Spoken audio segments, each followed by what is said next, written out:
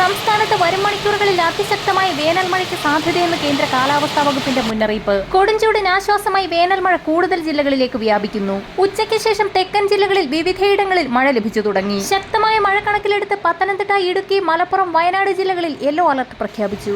ഈ ജില്ലകളിൽ 24 മണിക്കൂറിൽ 115.5 മില്ലിമീറ്റർ വരെ മഴ ലഭിക്കുമെന്നാണ് മുന്നറിയിപ്പിൽ വ്യക്തമാക്കിയിരിക്കുന്നത്.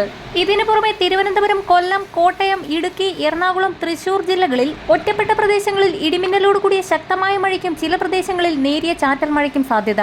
മഴയ്ക്കൊപ്പം മണിക്കൂറിൽ 55 കിലോമീറ്റർ വരെ വേഗതയിൽ അതിശക്തമായ കാറ്റിനും സാധ്യതയുണ്ടെന്നാണ് കാലാവസ്ഥാ വിഭാഗം മുന്നറിയിപ്പ് നൽകിയിരിക്കുന്നത്. ശ്രീലങ്കയ്ക്ക് സമീപം നിലനിൽക്കുന്ന അന്തരീക്ഷ ചുഴിയെ തുടർന്നാണ് കേരളത്തിൽ മഴ ലഭിക്കാൻ കാരണമാകുന്നത്. കേരളത്തിന് പുറമെ തമിഴ്നാട്ടിൽ ചെന്നൈ ഉൾപ്പെടെ വിവിധ പ്രദേശങ്ങളിൽ അതിശക്തമായ മഴയാണ് ലഭിച്ചുകൊണ്ടിരിക്കുന്നത്.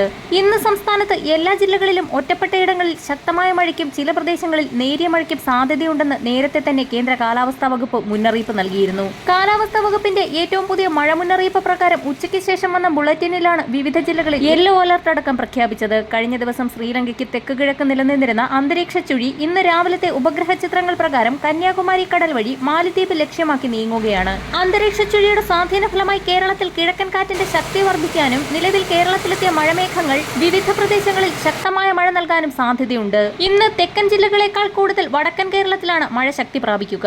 തിരുവനന്തപുരം, കൊല്ലം ജില്ലകളുടെ തീരദേശ മേഖലകളിൽ ഇന്ന് രാത്രി 11:30 വരെ ഉയർന്ന തിരമാലകൾ കാരണം കടലാക്രമണത്തിനും കള്ളക്കടൽ പ്രതിഭാസത്തിനും സാധ്യതയുള്ളതിനാൽ മത്സ്യത്തൊഴിലാളികളും തീരദേശവാസികളും അതീവ ജാഗ്രത പുലർത്തണമെന്ന് ഇൻകോയിസ് മുന്നറിയിപ്പ് നൽകി.